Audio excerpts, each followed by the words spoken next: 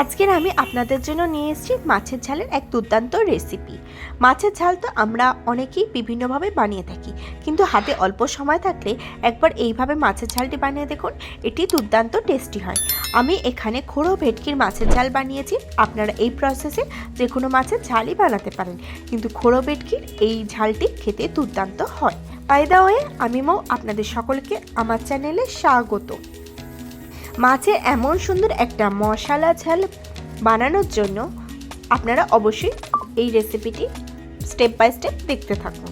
এই মাছের ঝাল বানানোর জন্য আমি প্রথমে মাছ নিয়ে নিয়েছি। আমি এখানে খোড়ো ভেটকে নিয়েছি।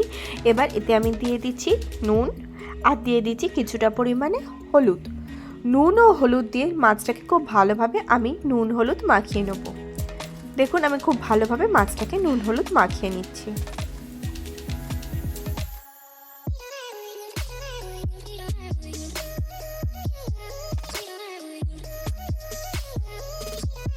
দেখুন, খুব ভালোভাবে মাছটাকে নুন হলুদ মাখানো হয়ে গিয়েছে। এবার আমি গ্যাসে কড়া নিয়ে নিয়েছি। তাতে আমি সর্ষের তেল দিয়ে দিচ্ছি। তেলটা গরম হয়ে যাওয়া পর্যন্ত অপেক্ষা করব। তেল গরম হয়ে গেলে এতে আমি একটা করে মাছটাকে দিয়ে দেবো। দেখুন, এতে আমি এক এক করে মাছ দিয়ে দিয়েছি। এবার মাছটাকে আমি উল্টে পাল্টে খুব সুন্দর করে দুদিকটা লাল করে ভেজে নেব।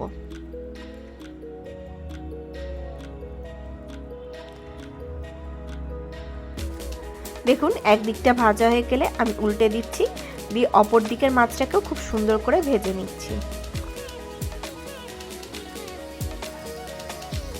দেখুন, একদিকটা ভাজা হয়ে গেলে আমি উল্টে দিয়ে অপর দিকের মাছটাকেও খুব সুন্দরভাবে ভেজে নিচ্ছি।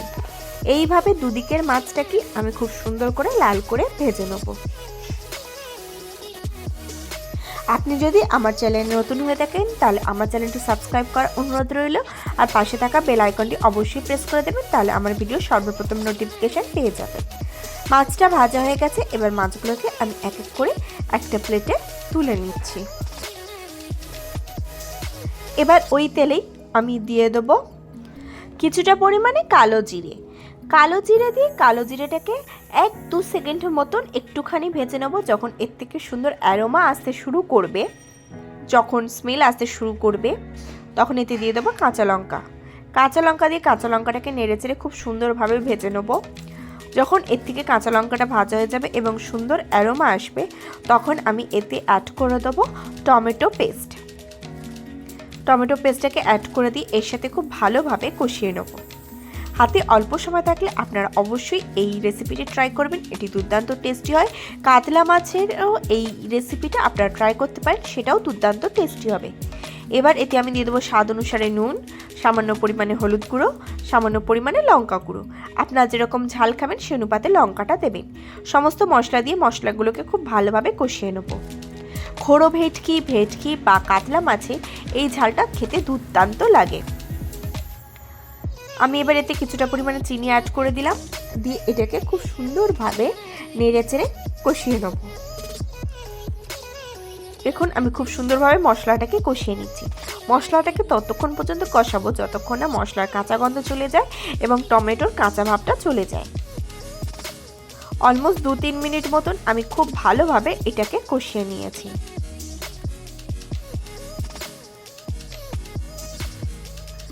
দেখুন, আমি এটাকে খুব সুন্দরভাবে কষিয়ে নিচ্ছি। খুব সুন্দরভাবে কষানো হয়ে গেছে। এবার এতে আমি কিছুটা পরিমাণে জল অ্যাড করে দেবো। জল দিয়ে জলটাকে আমি এর সাথে খুব ভালোভাবে মিশিয়ে নেব। দেখুন, জলটাকে মিশিয়ে নিয়েছি। এবার গ্রেভিটা ফুটে যাওয়া পর্যন্ত অপেক্ষা করব। যখন গ্রেভিটা ফুটে আসবে তখন এতে আমি এক এক করে মাছগুলোকে দিয়ে দেবো। দেখুন, আমি মাছগুলোকে দিয়ে দিচ্ছি, আর দিয়ে দিচ্ছি কাঁচা লঙ্কা কয়েকটা টুকরো। মাছটা একদিকটা 2-3 মিনিট মতন ফোটানো হয়ে গেলে মাছটাকে উল্টে দেবো, দিয়ে অপর পাশটাকেও 2-3 মিনিট খুব ভালোভাবে ফুটিয়ে নেব। আপনারা যেরকম গ্রেভি খাবেন সেই অনুপাতে জল দেবেন, কিন্তু যেহেতু এটা ঝাল তাই জলটা একটু কম করেই দেবেন। এইভাবে আমি 3-4 মিনিট ফুটিয়ে নিয়েছি। এবার গ্যাসের ফ্লেম অফ করে দেবো এবং পরিবেশন করে দেবো। আপনারা চাইলে এতে ধনেপাতা কুচিও অ্যাড করতে পারেন। দুপুরবেলায় গরম ভাতের পাতে যদি এমন সুন্দর একটা মাছের ঝাল হয় তাহলে তো কোনো কথাই হবে না, একতলা ভাত নিমেষে হবে শেষ। আপনারা অবশ্যই একবার এই পদ্ধতিতে হাতে অল্প সময় থাকলে মাছের ঝোলটি বানিয়ে দেখুন, এটি দুর্দান্ত টেস্টি হয়।